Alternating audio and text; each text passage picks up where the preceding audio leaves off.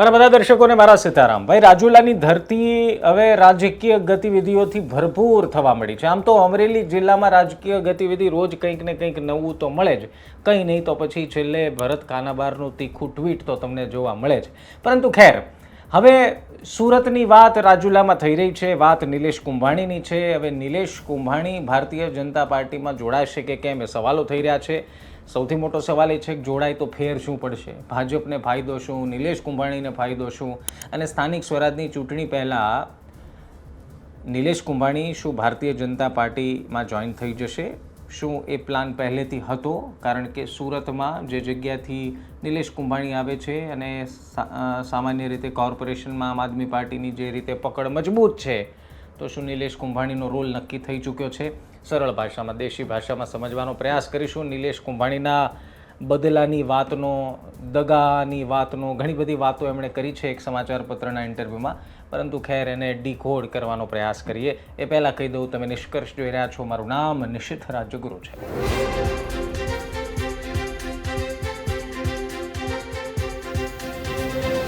તો ભાઈ, મૂળ વાત એવી છે કે જળ સંચયનો કાર્યક્રમ હતો રાજુલામાં. CR પાટીલ અને ભારતીય જનતા પાર્ટીના વરિષ્ઠ નેતાઓ આ કાર્યક્રમમાં આવ્યા અને નિલેશ કુંભાણીની ફેક્ટરી પણ રાજુલામાં છે અને એમણે આમંત્રણ આપ્યું અને CR પાટીલ નિલેશ કુંભાણીની ફેક્ટરીએ ગયા. ખાલી CR પાટીલ ન ગયા, એમની સાથે ભારતીય જનતા પાર્ટીના મોટા નેતાઓ પણ ત્યાં જોવા મળ્યા, જેમ કે કૌશિક વેકરિયા છે, દિલીપ સંઘાણી છે, ધારાસભ્ય મહેશ કસવાલા છે. આ બધા જ નિલેશ કુંભાણીની ફેક્ટરી પર જોવા મળ્યા. જ્યારે પૂછવામાં આવ્યું તો કીધું કે ચા પાણીની વાત છે, માત્ર ફેક્ટરીની મુલાકાતે આવ્યા છે, પરંતુ ચા પાણીની વાત 2024 બાદ 2026માં થઈ રહી છે, એટલે સ્વાભાવિક લોકોને રસ જાગે. અને આમ પણ નિલેશ કુંભાણીના તેવર હવે કોંગ્રેસી રહ્યા છે નહીં. એમના શબ્દોમાં હવે કોંગ્રેસ પ્રત્યેની ભાવના નહીં, પરંતુ નફરત માત્ર રહી છે. એમને સવાલ પૂછવામાં આવ્યો કે ભાઈ 2024માં તમે કેમ આવું કર્યું? તો એમણે કીધું કે મારી સાથે 2017માં આવું થયું હતું, એટલે મેં 2024માં આવું કર્યું. એટલે આવી બોગસ વાત નિલેશ કુંભાણીએ કરી. બોગસ હું એટલા માટે કહું છું કે 2017માં તમારી સાથે આવું થયું હતું, તો તમે તો 2019માં પણ પાર્ટીની સાથે આવું કરી શકતા હતા, અથવા તો પાર્ટીને સપોર્ટ ન કરીને પોતાનો રોષ વ્યક્ત કરી શકતા હતા. પરંતુ 2024માં ટિકિટ લઈ લીધી અને અંતિમ ઘડીએ ખેલ બદલી નાખ્યો, અંતિમ ઘડીએ કાંડ કરી નાખ્યો. કાંડ હું એટલા માટે કહું છું કારણ કે તમામ મતદારો સાથે દગો હતો, જેણે મન બનાવ્યું હતું કે કદાચ આ વખતે આપણે કોઈ એવો પક્ષ પસંદ કરીશું જે આપણી માટે કામ કરશે, અથવા તો આપણો મનગમતા ઉમેદવારને ટિકિટ આપીશું. પરંતુ મનગમતા ઉમેદવારે તો અંતિમ ઘડીએ ફોર્મ પાછું ખેંચીને ડખો કરી દીધો અને ઇતિહાસમાં પહેલીવાર ભારતીય જનતા પાર્ટી લોકસભાની સીટ બિનહરીફ થઈ. ખેર, એ 2024ની ઘટના તમને ખબર જ છે. પરંતુ એ બાદ થયું શું કે નિલેશ કુંભાણી ભૂગર્ભમાં ઉતરી ગયા. 20 દિવસ પછી સામે આવ્યા, પ્રેસ કોન્ફરન્સ કરી અને પછી કંઈક ન કહેવાના શબ્દો કોંગ્રેસને કહી દીધા. હવે અપેક્ષા તો એવી હતી કે કોંગ્રેસ કોઈ એવા સ્ટ્રિક્ટ પગલાં લેશે, પરંતુ અત્યાર સુધી નિલેશ કુંભાણીને કોઈ યાદ કરતું નહોતું, અથવા તો નિલેશ કુંભાણી કોઈ લાઇમલાઇટમાં હતા નહીં, એટલે મીડિયામાં ચમક્યા નહીં, એટલે કોઈને યાદ આવ્યું નહીં. પરંતુ હવે CR પાટીલ સાથે હાથ પકડીને ઓફિસ જતા દેખાયા, એટલે બધાને એમ થયું કે ભાઈ હવે નિલેશ કુંભાણીનો સમય આવી ગયો છે, કેસરિયા ધારણ કરી લેશે. અને આ બધા વચ્ચે આ બધા સમાચાર તો તમે સાંભળી જ લીધા છે કે કેસરિયા કરશે અને ભાજપમાં જોડાઈ જશે. મુખ્ય સવાલ એ છે કે નિલેશ કુંભાણી કદાચ ભારતીય જનતા પાર્ટીમાં આવી પણ જાય તો એનાથી ફેર શું પડવાનો? શું નિલેશ કુંભાણીને એવો વાયદો કરવામાં આવ્યો છે કે તમને આવનારી વિધાનસભા કે લોકસભામાં ટિકિટ આપીશું એટલે તમે આવું કરો, એવો કોઈ ખેલ પાડવામાં આવ્યો છે? આ બધા સવાલો વચ્ચે આપને થોડી નાની અંદરની વાત એ કહી દઉં કે નિલેશ કુંભાણી જે વિસ્તારમાંથી આવે છે એ વિસ્તારમાં આમ આદમી પાર્ટી ભરપૂર રીતે સ્થાનિક સ્વરાજની જ્યાં સુધી વાત છે, કોર્પોરેશનની વાત છે, ત્યાં સુધી સુપર એક્ટિવ છે. આપને બધાને ખબર છે કે સુરતમાં આમ આદમી પાર્ટીને સફળતા મળ્યા બાદ આમ આદમી પાર્ટીના કેટલાક કોર્પોરેટર દિલ દઈને, મન દઈને કામ કરે છે. એ અપેક્ષાએ કે આવતી વખતે પણ જનતા આપણી ઉપર વિશ્વાસ મૂકશે.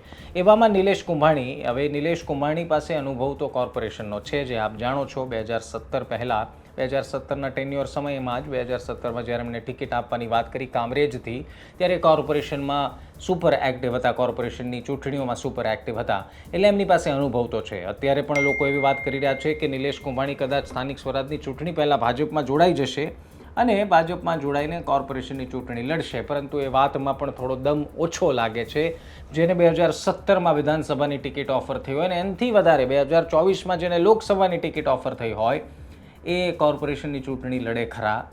તો કદાચ તમને મનોમન જવાબ મળે કે ન જ લડે, અને જો લડે તો પછી માનવાનું એવું કે કોંગ્રેસ હતી જેમણે એમને લોકસભાની ટિકિટ આપીને એક હવે ભાજપ છે જે ભાજપમાં ગયા પછી એમને સીધા કોર્પોરેશન પર લાવી દીધા છે. પરંતુ ખેર નિલેશ કુંભાણી એટલા પણ હોશિયાર તો છે જ કે નિર્ણય એવો લેશે કે જેથી એની છબી ઉપર છાંટા ન ઉડે. હવે કામરેજમાં 2017થી ટિકિટ મળવાની વાત હતી, તૈયારી થઈ ચૂકી હતી, પાર્ટીએ કહી દીધું હતું, અંતિમ ઘડીએ એમને ટિકિટ આપવામાં ન આવી. અમને નિલેશ કુંભાણીને ખૂબ ખોટું લાગ્યું, માઠું લાગ્યું. રાજનેતાઓને આવી ઘટનાઓમાં માઠું લાગે સ્વાભાવિક છે, ખર્ચો ઘણો થાય ચૂંટણીની તૈયારીમાં, ને અંતિમ સમયે પાર્ટી દગો કરી દે તો પછી સ્વાભાવિક રીતે મોરલ ડાઉન થઈ જાય. પરંતુ નિલેશ કુંભાણીની કહાનીમાં 2017થી એમનું મોરલ ડાઉન થતું ગયું ને એમણે 7 વર્ષ મોરલ ડાઉન રહ્યું અને 7 વર્ષ સુધી રાહ જોઈ. એમના કહેવા પ્રમાણે 2017માં એમની સાથે થયેલી ઘટનાનો બદલો 2024માં લીધો એવું એમણે એક સમાચાર પત્રમાં એના ઇન્ટરવ્યૂમાં કહ્યું કે પાર્ટીએ મારી સાથે 2017માં જે કર્યું એ મેં પાર્ટી સાથે 2024માં કર્યું. તો 7 વર્ષ સુધી એ દુઃખ ને એ દર્દ નિલેશ કુંભાણીએ પોતાના દિલમાં છુપાવી રાખ્યું અને કોઈને કીધું પણ નહીં. ના પક્ષને કીધું, ના પાર્ટીને કીધું, ફરિયાદો નાની મોટી કરી, પરંતુ કદાચ પાર્ટીએ સાંભળ્યું ન સાંભળ્યું. એટલે આ બધી વાતો જો તમે બહુ હોશિયાર છો તો સમજી જ ગયા છો ને, હું માનું છું કે તમે હોશિયાર જ છો, એટલે તમે સમજી જ ગયા છો કે 7 વર્ષ સુધી નિલેશ કુંભાણીએ દિલમાં દર્દ રાખ્યું ને પછી 2024માં 2017નો બદલો લીધો અને હવે કેસરિયા કરવાના આરે આવી ગયા છે. હું એટલા માટે કહું છું કારણ કે એક પત્રકારે સવાલ પૂછ્યો કે નિલેશભાઈ તમે આમ આદમી પાર્ટી પસંદ કરશો કે ભારતીય જનતા પાર્ટી? અને જેવો આવો સવાલ પૂછ્યો તો નિલેશ કુંભાણીના શબ્દો હતા કે વડાપ્રધાન નરેન્દ્ર મોદી અને અમિત શાહનું વિઝન ખૂબ સારું છે, એમના નેતૃત્વમાં દેશ શ્રેષ્ઠ પ્રદર્શન કરી રહ્યો છે અને આ એ જ કોંગ્રેસી નેતા છે જે એક સમયે ભારતીય જનતા પાર્ટીના નેતા પર પ્રહાર કરતા હતા ને હવે ભારતીય જનતા પાર્ટીના નેતાના વખાણ કરી રહ્યા છે, ના હાથ પકડીને પોતાની ઓફિસમાં ઇન્વાઇટ કરી રહ્યા છે, ચા પાણી નાસ્તો ચાલી રહ્યો છે, એકબીજાને સન્માનિત કરી રહ્યા છે. એટલે આ બધા જ જે દ્રશ્યો છે એ તરફ ઇશારો કરે છે કે નિલેશ કુંભાણી નજીકના સમયમાં ભારતીય જનતા પાર્ટીમાં આવશે.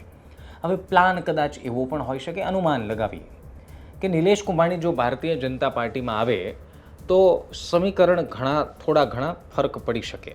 એટલા માટે કારણ કે અમરેલીથી નિલેશ કુંભાણી આવે છે અને સુરતમાં એ સ્થાયી છે. હવે આ બધા જાણો છો કે અમરેલીથી હજારો લાખોની સંખ્યામાં લોકો જે છે, પાટીદાર સમાજના જે લોકો છે એ સુરતમાં જઈને વસ્યા છે. જો નિલેશ કુંભાણી કોંગ્રેસના નેતા ભારતીય જનતા પાર્ટીમાં આવી જાય તો ભારતીય જનતા પાર્ટીને સીધી રીતે થોડો ઘણો ફાયદો થાય. હવે નિલેશ કુંભાણીને શું ફાયદો થાય? તો ભાઈ નિલેશ કુંભાણીને તો માઇલેજ મળે જ, કારણ કે આપ વિચાર કરો એમના કહેવા પ્રમાણે જ્યારે એમને ખબર પડી કે જળ સંચયનો કાર્યક્રમ છે અને થોડા 1-2 દિવસ પહેલાં એમણે ફોન કર્યો અને CR પાટીલે 100% એમની ફેક્ટરી આવવાનું વચન આપ્યું અને વચન પાળ્યું પણ ખરું. એટલે એના પરથી એ સમજી જવાય, કારણ કે CR પાટીલ નાના નેતા નથી. CR પાટીલ કેન્દ્રીય મંત્રી છે, પૂર્વ ભારતીય જનતા પાર્ટીના પ્રદેશ અધ્યક્ષ, ગુજરાત ભાજપના ચાણક્ય કહે છે એમને. અને એ એક ફોન કોલ પર નિલેશ કુંભાણીની ફેક્ટરી પર આવી જાય તો એ સમજવાનું કે નિલેશ કુંભાણીનું વેઇટેજ અને માઇલેજ ભારતીય જનતા પાર્ટીના નેતાઓના મનમાં કેટલું છે. હવે ઘણા બધા એમ કહેશે કે આ તો એક એમ જ મુલાકાત હતી, તો અમરેલીમાં કોંગ્રેસના ઘણા બધા નેતાઓ છે, એમની ફેક્ટરી કે એમની ઓફિસે CR પાટીલે નથી ગયા, નિલેશ કુંભાણીની ફેક્ટરીએ ગયા છે, એટલે એટલામાં સમજી જાઓ તો સારી વાત છે. હવે નિલેશ કુંભાણીની વાત કેટલી ગળે ઉતરે એવી નથી, એ આપ પણ જાણો છો. ન જાણતા હોય તો મેં તમને કહી દીધી. 17નો બદલો 2024માં કેલ્ક્યુલેશન માંડી લેવાનું કે વચમાં કેટલી ચૂંટણીઓ આવી, વચમાં કેટલીક પાર્ટીની બેઠકો થઈ, એમાં નિલેશ કુંભાણી કેટલા એક્ટિવ હતા અને વગેરે વગેરે. એ બધી ચર્ચાનો વિષય લાંબો છે.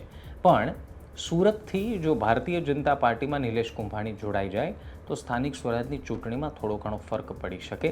હવે કેટલાક લોકોનું એવું માનવું છે કે નિલેશ કુંભાણીની જે રાજકીય કુશળતા છે એ ભારતીય જનતા પાર્ટીમાં કેવી રીતે સેટ થશે એ સંચયનો વિષય છે, શંકાનો વિષય છે, પરંતુ ખેર એ પછીનો મુદ્દો છે. પરંતુ નિલેશ કુંભાણીએ 2024માં કરેલા કાંડનો આખરે ખુલાસો કરતાં 2017 સુધી કહાની લઈ ગયા છે. કદાચ નિલેશ કુંભાણી એવું માનતા હોય કે એમના શબ્દોથી આ ભોળી પ્રજા બધું સમજી નહીં શકે અથવા તો માની લેશે, તો ગુજરાતની આ જનતા ખૂબ હોશિયાર છે અને થોડા સમય પહેલાં ભારતીય જનતા પાર્ટીના જ અમરેલીથી આવતા નેતા ડૉક્ટર ભરત કાનાબારે એક ખૂબ સરસ મજાની પોસ્ટ કરતાં કહ્યું હતું કે આજકાલ લોકો કપડાં બદલે છે એમ રાજકીય પક્ષ બદલી નાખે છે, એટલે એમાં કોઈ હવે નવાઈની વાત નથી.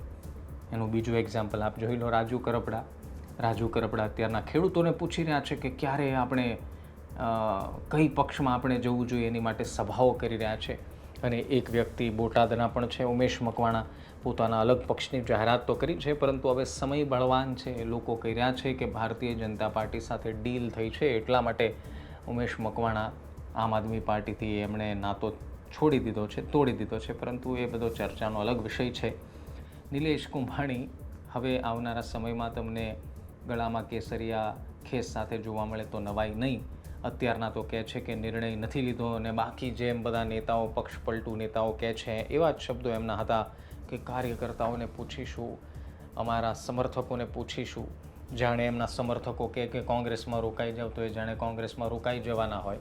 પરંતુ ખેર, તમારું શું માનવું છે કમેન્ટ જરૂર કરજો. બાકી મળીએ છીએ, ત્યાં સુધી ધ્યાન રાખો, મજા કરો. સીતારામ.